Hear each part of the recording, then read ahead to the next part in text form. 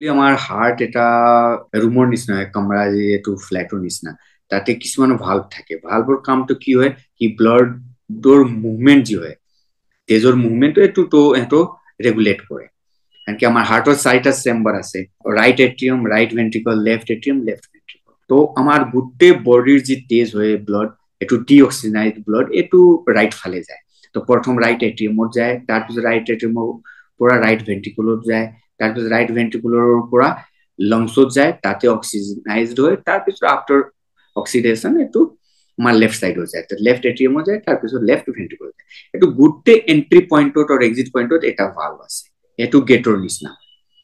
এই ভাল্ভ কেইটা হয়। তো প্ৰথম ৰাইট চাইডে আমাৰ ট্ৰাইকাস্পিড ভাল্ভ আছে, পলমনাৰী ভাল্ভ আছে, লেফট চাইডে মাইট্ৰেল ভাল্ভ আছে আৰু আৱৰ্টিক ভাল্ভ আছে। তো তাতে কিবা চেঞ্জ হলে এইটোতো ভালভুলাৰ ডিজিজটো। মেইনলি এইটো ষ্টেনটিক হ'ব পাৰে আৰু ৰিগাৰ্জিটেণ্ট ডিজিজ হ'ব পাৰে। ষ্টেনটিকটো কি হয়, কি সেইটো ব্লাডৰ যি মুভমেণ্ট আছে এইটোতে ৰেষ্ট্ৰিক্টেড হৈ যায়, কমি যায়। আৰু ৰিগাৰ্জিটেণ্টটো কি হয়, কি ব্লাডটো যায়, তাৰপিছত আকৌ ব্লাড ঘূৰি আহে চেম্বাৰত। এইটো আকৌ চিমটমছটো ক'লে এইটো হ'ব তোমাৰ যেনেকে আৰম্ভ হয়, এইটো ব্ৰেথলেছনেছ হ'ব, তাৰপিছত ফেটিকনেছ হ'ব মানুহৰ, তাৰপিছত চিংকোপ হ'ব আৰু চেষ্ট পেইন হয়। ফাৰ্ষ্ট এইটো ৰুমেটিক হয়, যোনটো মষ্ট কমন হয়। তাৰপিছত কনজেনাইটেল হয়। কনজেনাইটেল এইটো হয় যদি বাইকাস্পিড হাৰ্ট এইটো আৱৰ্টিক ভাল্ভ হয় তেতিয়াহ'লে হয়। তাৰপিছত তোমাৰ কিছুমান এইটো ইস্কেমিক ইস্কেমিক চেঞ্জ হলেও হয়। তো আৰু কিছুমান কানেক্টিভ টিচু ডিজৰ্ডাৰ হলেও হয়।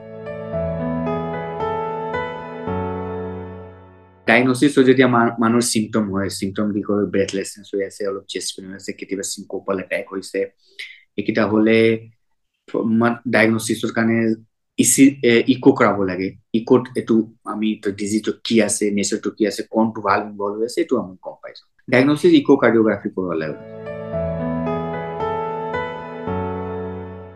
হাৰ্টৰ ডিজিজ যেতিয়া চিমটমছটো মাইল্ড থাকে, অলপ চিমটম থাকে, তেতিয়াহ'লে আমি মেডিচিন দি মেনেজ কৰোঁ, তাক মেডিচিন দি, কাৰণ কি হাৰ্টৰ ভাল্ভ চেঞ্জ কৰাও মানে ডাঙৰ কথা হয়। সেইটো কাৰণে আমি যিমান ডিলে কৰিব পাৰোঁ এই প্ৰচেছটো ইমান ডিলে কৰোঁ। তো প্ৰথমতে আমি মেডিচিন দিওঁ।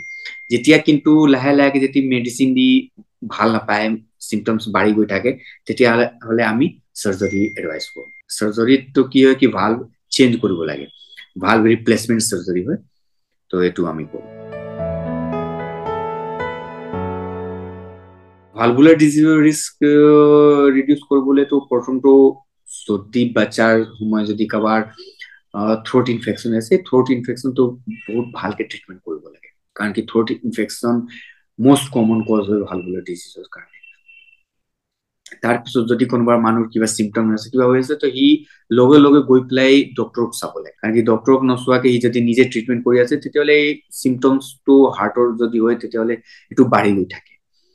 যিমান সোনকালে তাৰ মেডিচিন আৰম্ভ হ'ব, ইমান দেৰিকে তাৰ চাৰ্জাৰীটো দৰকাৰ।